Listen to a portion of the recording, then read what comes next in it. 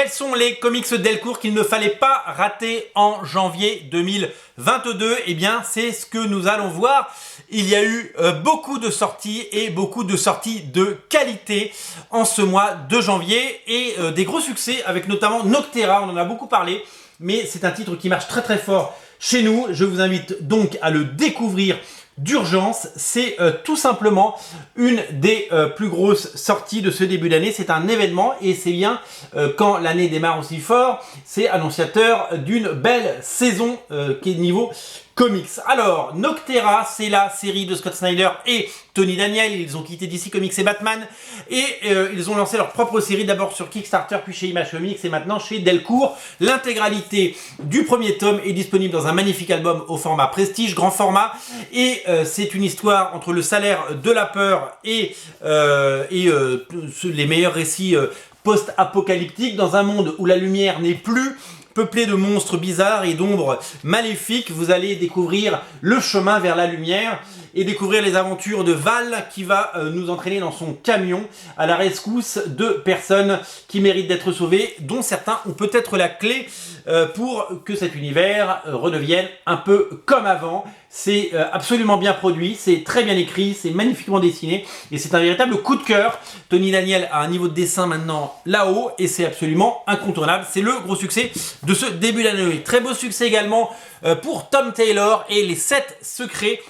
Un album également au format Prestige, un album inédit, une histoire parue aux États-Unis chez Boom Studio. Boom, c'est l'éditeur qui fait Boom, qui cartonne. Une série dans laquelle l'Ordre, qui est une organisation secrète, est attaqué par les pontes du système. Et bien, les 7 secrets, donc c'est les plus, les 7 plus grands succès de l'histoire de l'humanité vont être dévoilés et une équipe hors du commun va devoir se mobiliser pour que certains secrets ou certaines connaissances n'arrivent pas entre de mauvaises mains.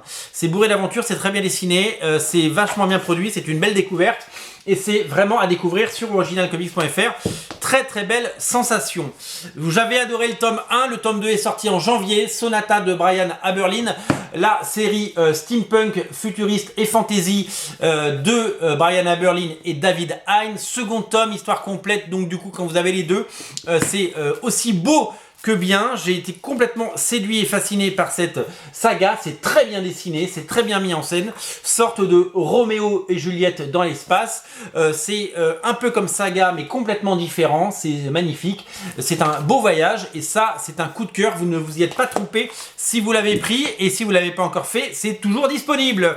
Deuxième tome également pour Reckless, après le succès du tome 1, le tome 2, Ethan Reckless reprend du service pour une nouvelle intrigue.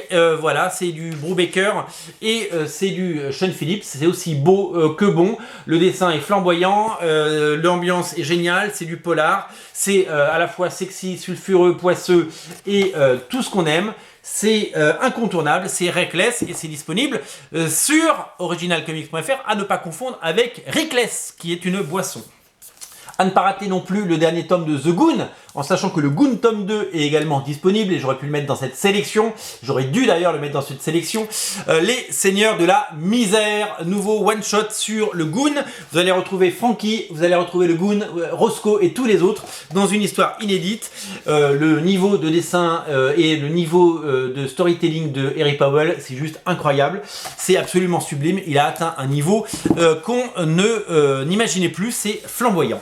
À ne pas rater non plus rayon comics, mais rayon BD également, La Brigade Chimérique, le grand retour 10 ans après de La Brigade Chimérique. L'histoire, elle se passe 100 ans après. C'est La Brigade Chimérique, donc les super-héros Made in France de Serge Lehmann, qui reprennent du service 100 ans après. Ça s'appelle Ultime Renaissance. Le dessin est absolument génial. Je vous invite à ne pas rater La Brigade Chimérique. C'est un fantastique album. Je vous rappelle que c'est pas chez Delcourt, mais le tome 1 de La Brigade Chimérique dessiné par Jess, paru il y a 10 ans chez La Talente, est disponible dans une magnifique intégrale. Donc vous pouvez prendre les 2 tomes de la Brigade Chimérique. Et qui dit Brigade Chimérique dit l'autre série de super-héros de Serge Lehmann, le même auteur, ça s'appelle Masqué. L'intégrale sort enfin sur un dessin génialissime du non moins fabuleux Stéphane Créti, avec de l'ancrage de Julien Huguenard-Berthe notamment. Et bien vous allez pouvoir découvrir ce super-héros Made in France, sorte de patriote absolument génial avec son drapeau et son costume. C'est du French Comics magnifiquement produit, c'est essentiel et c'est tout bonnement absolument incontournable. Voilà pour les sorties de ce mois-ci, avec mes coups de cœur, on l'a dit, Sonata tome 2 que j'adore, et le fabuleux Noctera tome 1, un des plus gros succès de Delcourt de ce début d'année, à ne rater sous aucun prétexte, bien entendu. Salut!